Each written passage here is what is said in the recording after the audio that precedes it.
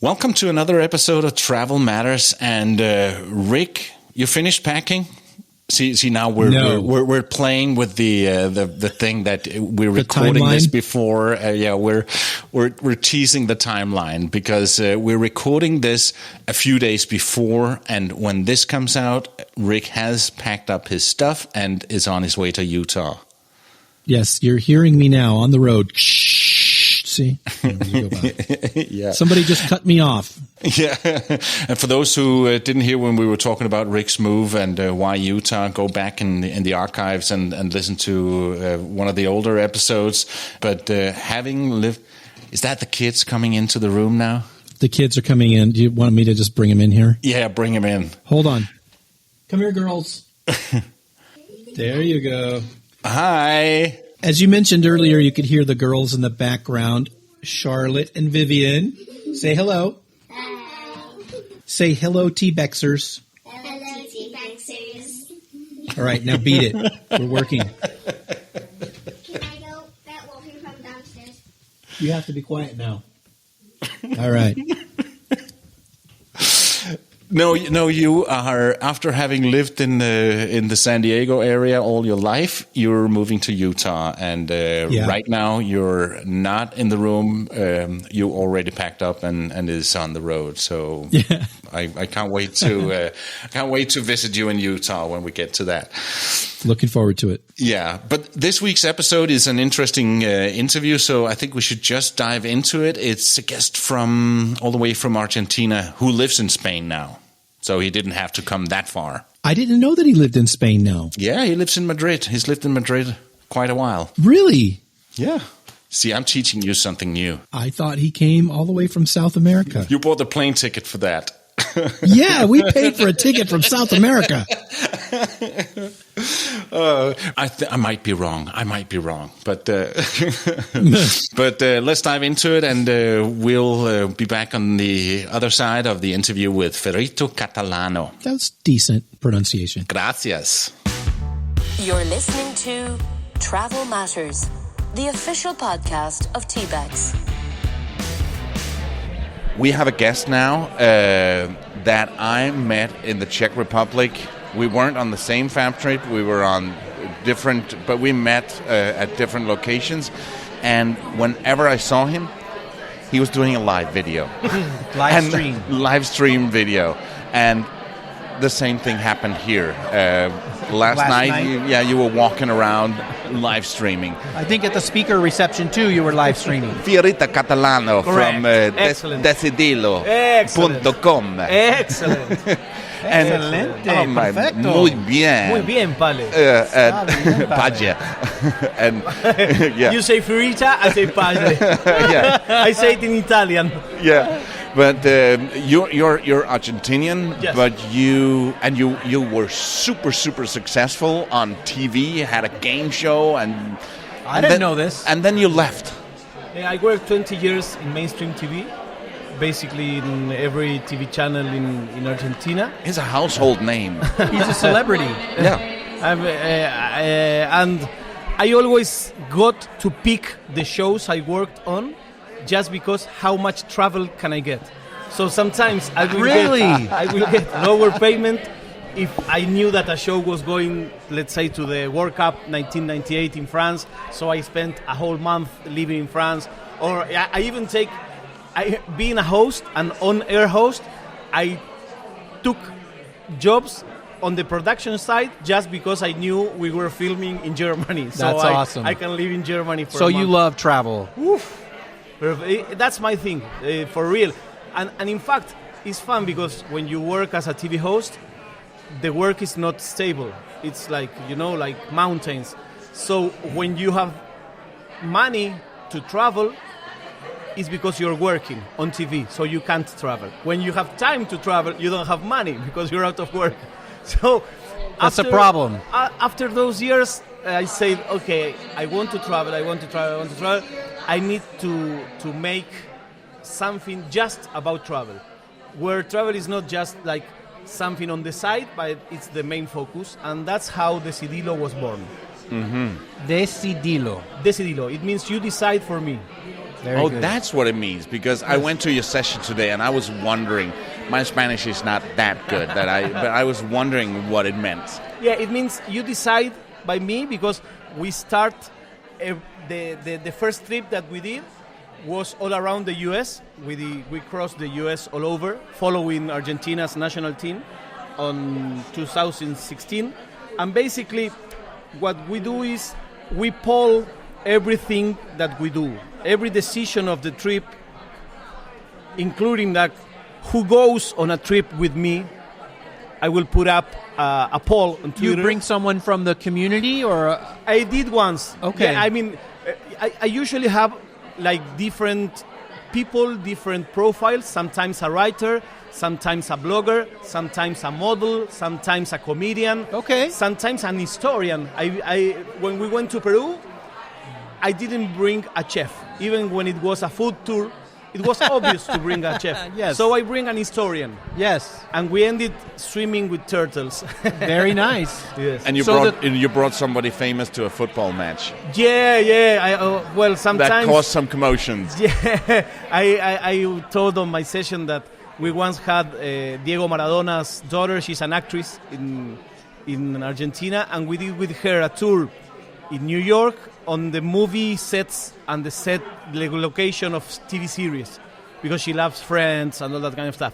And one of the sponsors sponsored a football team. And I never tell my sponsors who my guests are, because I don't ask my guests to do any ad. I do the ads. I don't think it's fair to bring a guest and take money out of it. So my sponsor didn't knew who she was. And he said, okay, you're going with a girl, an actress. Never mind, if you're going to go to the football match, that's okay.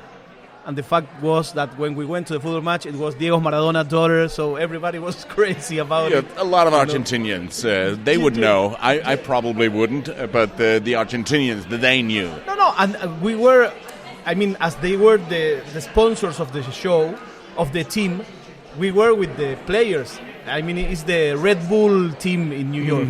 Yeah. So all the players knew who that surname belonged to. Yes. No?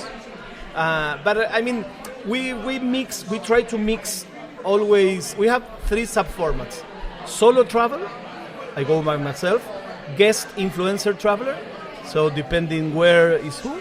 And family edition, that I go with my daughter and with my wife. So there are really different shows. Yes. Really different shows. And your primary audience was in Argentina to begin Yes, with. yes, exactly. But now I'm guessing it's worldwide. Yes, but mainly I do have like a study of who watches the show. We are stronger on Latin Americans than on Spanish people. But there is a thing interesting that we have a lot of Spanish-speaking people living in Europe and the US watching us. Yes. Because they get to travel, because of obvious reasons, they get to travel even more. So we have nice relationship with that. Also, we covered all Argentina. We were ambassadors from the national airlines for 2 years. So we did the whole country, almost the whole country, 80% of the country. And we did some crazy stuff, like I get bored too easy, so I need to change. Once we did a trip that depended on dice. We threw dices. The number of the dices was how many kilometers we did every day. So we drew a cross on the map, and people choose if we go north, south, east, or west. Wow. And we drove those kilometers, and the other day the same thing, the other day the same thing, or the lottery. So a lot of your travel is a surprise to you. Yes, because if not, It's not I get planned. bored. If not, I get bored. When I do the car, it's always... Well, we once went on a plane to the middle of Argentina because there was a new airline hub. And from there, we offered all the places. That was a nice thing. We offered our audience to pick between all the new destinies that this airline had from that hub. So it was product placement, but very, very organic. Yes. And they sent us to go to the north, to the border with Brazil, the Iguazu Falls. You should go there.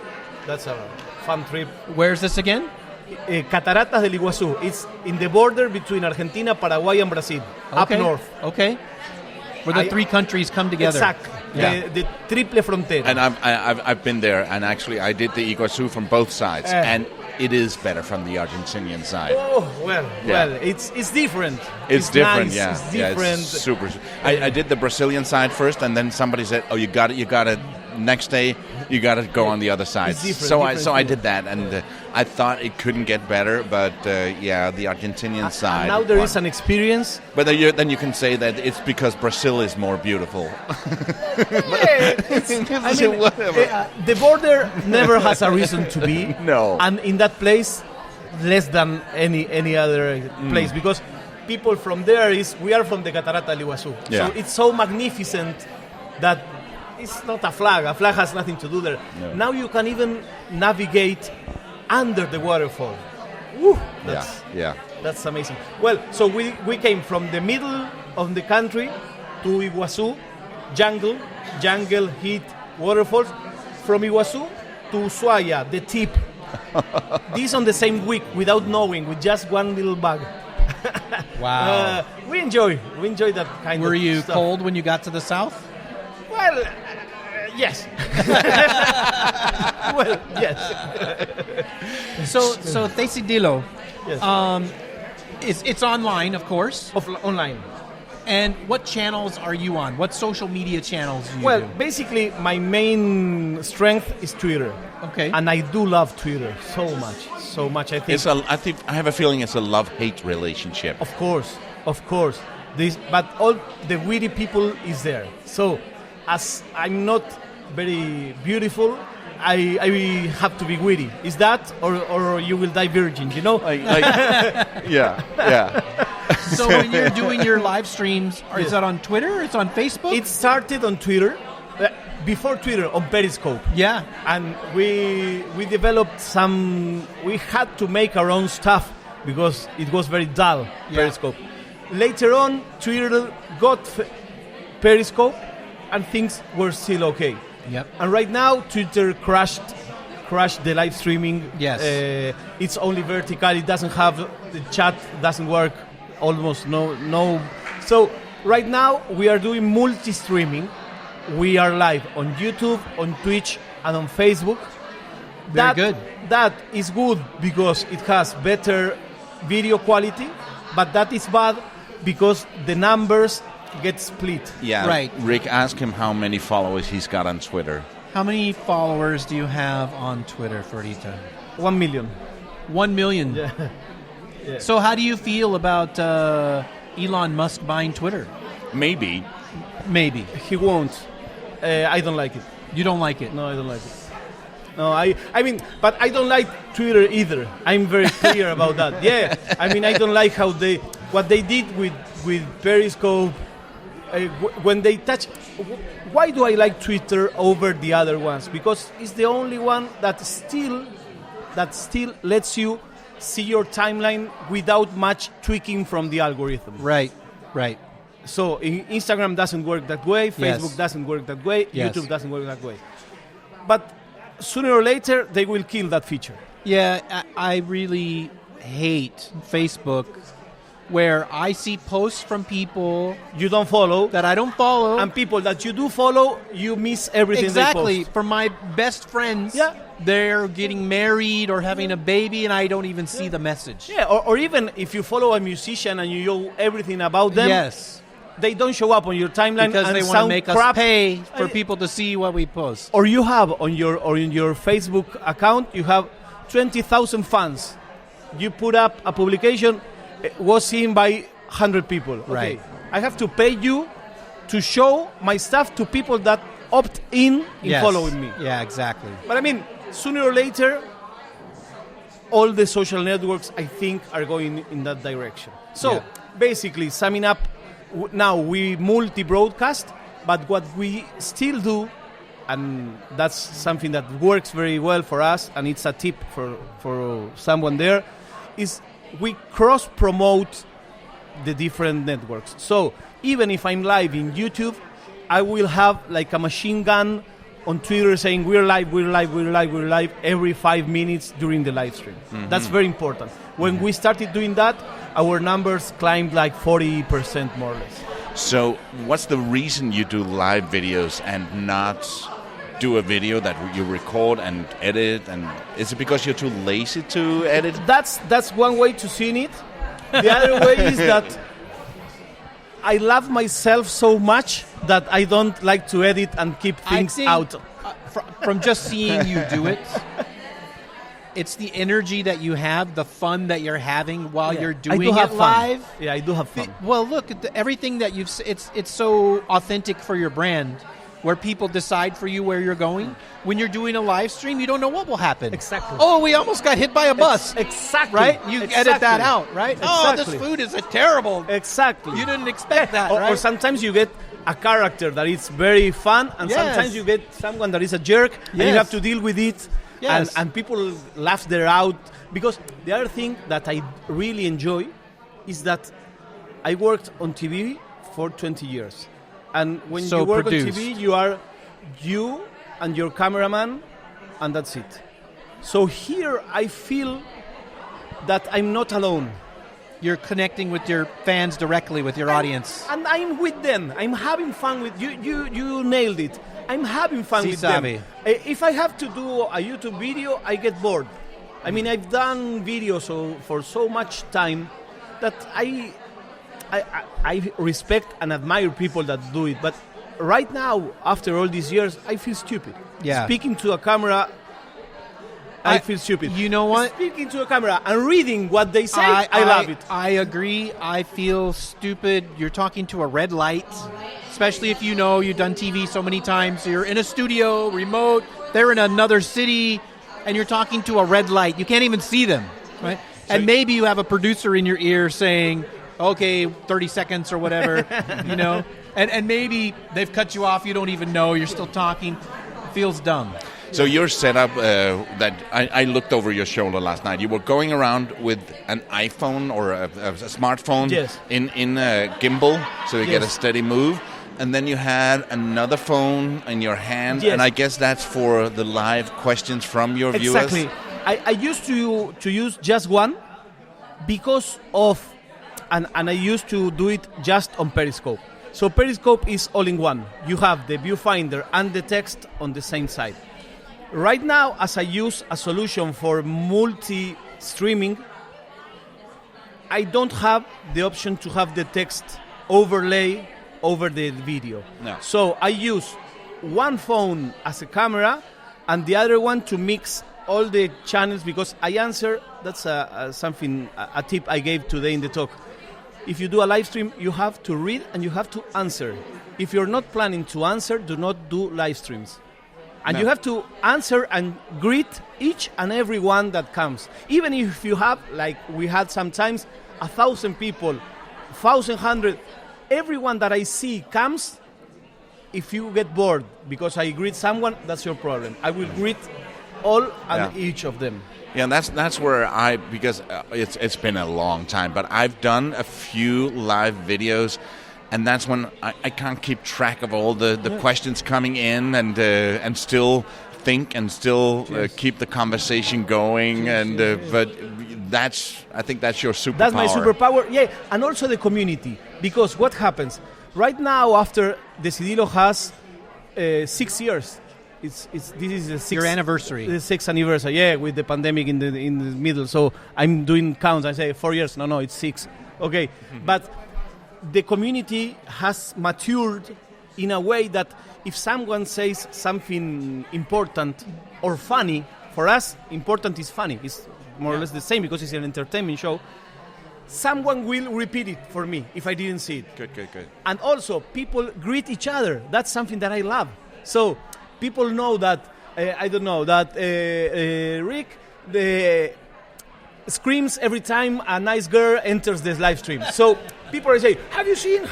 And people talk between them. I love that. Because that's a really But it's also a distraction when you're trying to keep what's the next question. Course, and I guess also you would read something and maybe you would even say the question because before you thought, is this a good question or not? And then, it's kind of a lame question, but now I've said it, so I have to answer it. So I guess you have to do that as well. Yeah, you always need to to know that you may be screwing and there is no plan B. Yeah. But I live with that, and that's part. I mean, Your enjoy, community accepts it. They understand. They expect it. They expect it, that they enjoy it. Yeah. Every time I screw. In fact, when I do like the solo travel, I'm like, they are my confidant. I'm talking with them.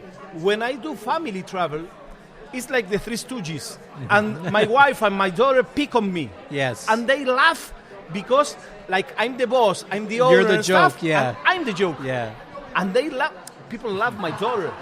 Yeah. People love my wife. My wife is like a very funny person, but she doesn't care about anything. She doesn't know the prices.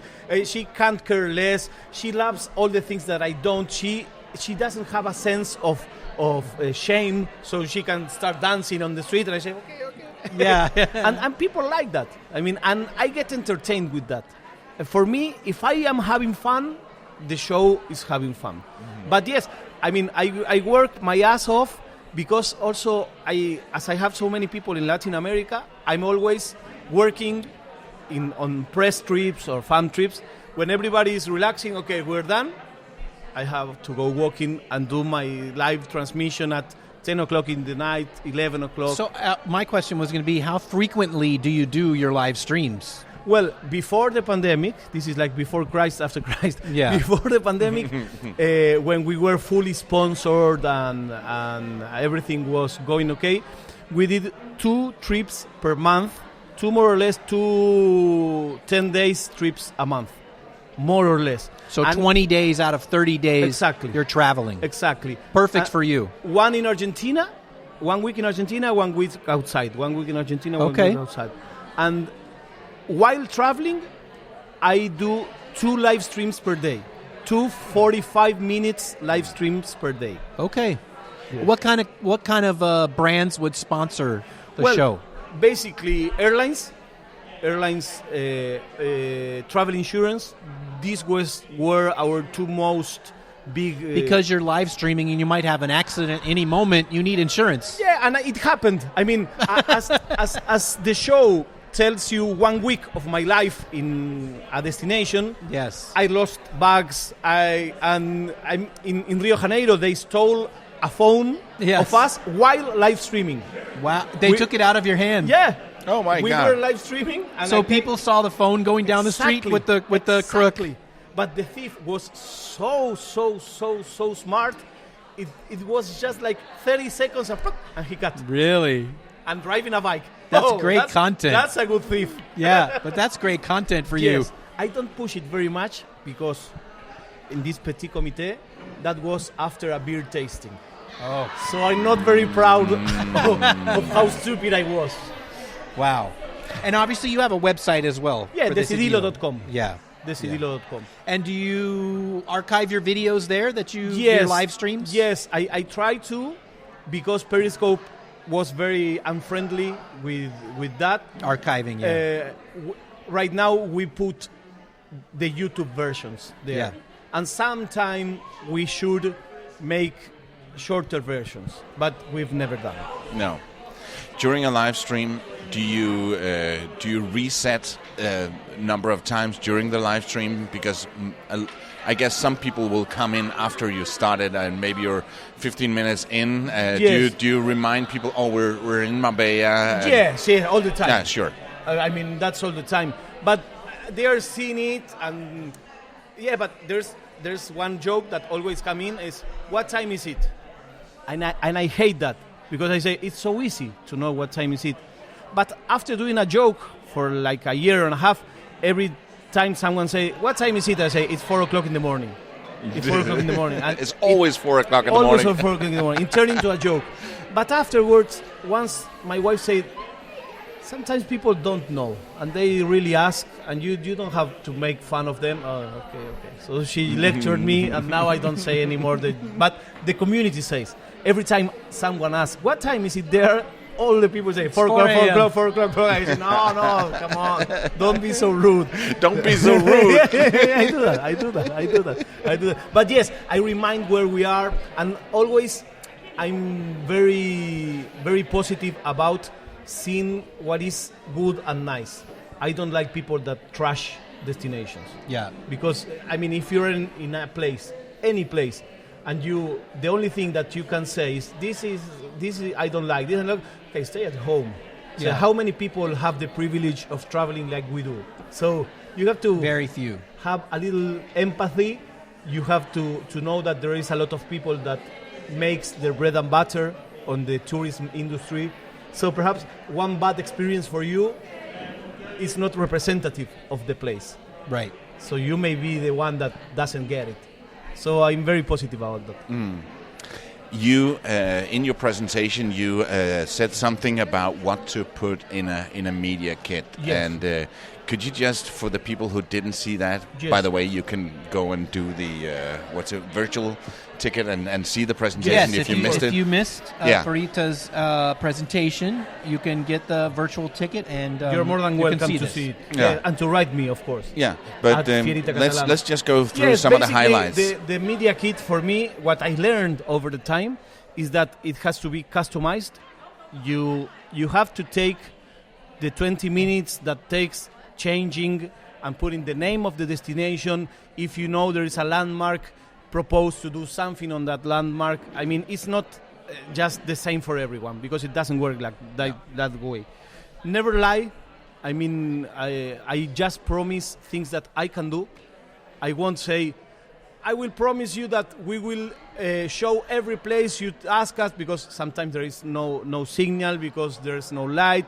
So I say, the minimum stuff that I will do is this, and this. Yeah. And then comes the other tip. Always over-deliver. Yeah. I always promise 5 and I do 7. I promise 3 and I do 5.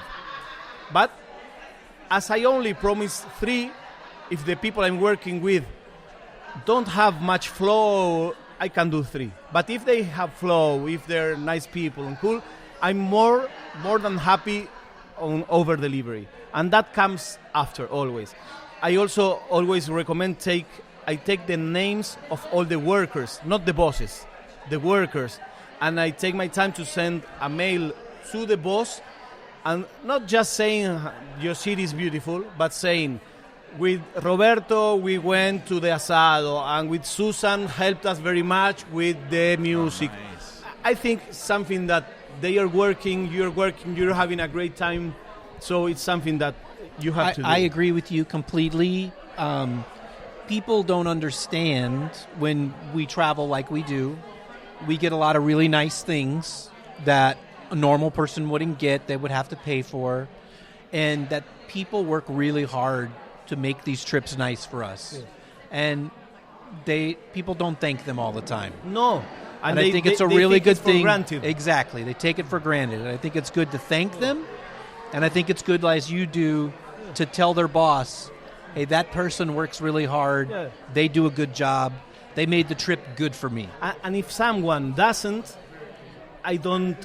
Yeah, you just don't say anything. I don't snitch. What I did is, sometimes I take a beer with some person and say, you know what, I have no problem with this and that, but perhaps if you get a picky journalist, sometimes I would say blah, blah, blah, but to him, Yes. never to the boss. Yes. Never to the boss, because I know that we all are in the same wheel. You don't have to think, okay, here I am. There's always someone above you and under you. Always. Yep. Always. Even Cristiano Ronaldo Yes. has that. Even Messi has that.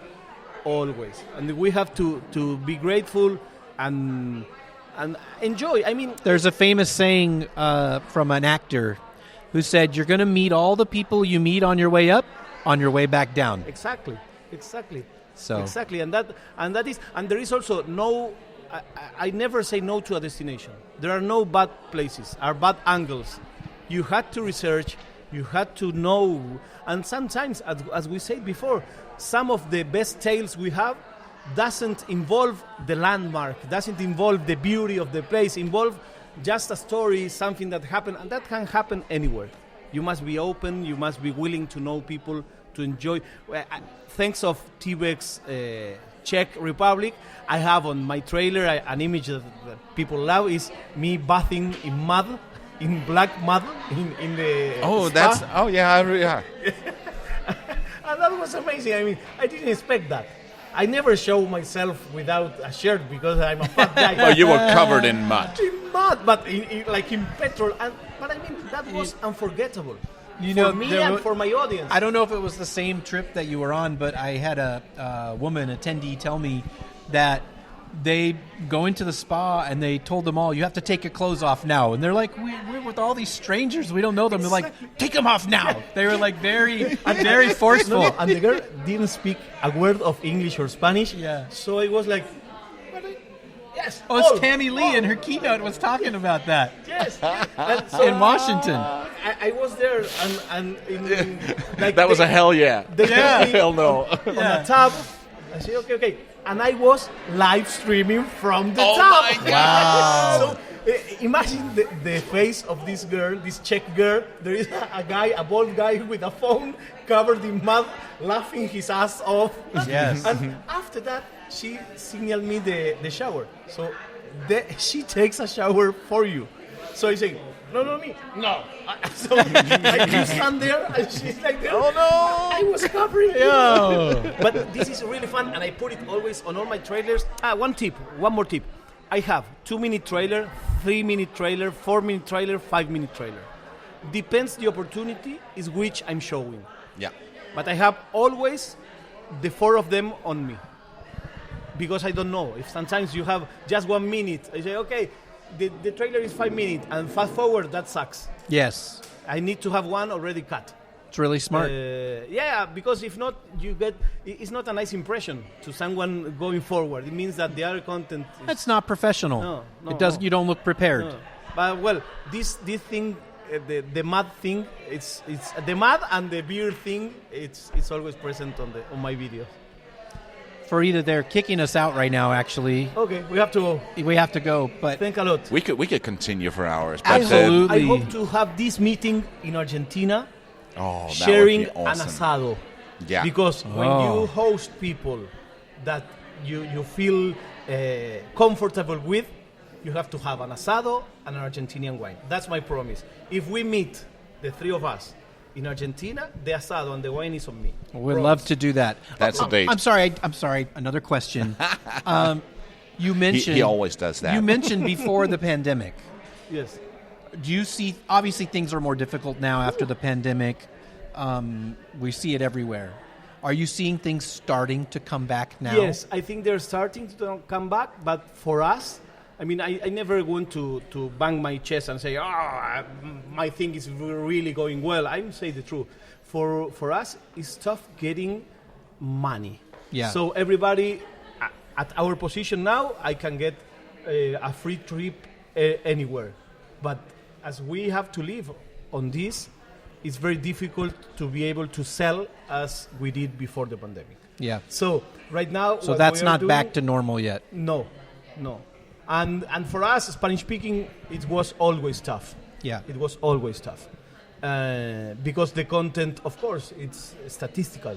So it's less viewed than English spoken or Chinese spoken. But I think that what it's interesting is that many destinations realized how deep it impacts if no one comes to your destination. Yep. So I see an opportunity there. Yeah. Well, again, thank you so thank much you. for coming and, thank you and for speaking making at this conference. This conference. One more question. Just kidding. Thank you very much. Thank you. He always does that. See you. He inspired me. I started my podcast after his talk. Really? Yeah. At TBEX? At TBEX. And over some beers, of course. Thank you. Thank you, Fierita.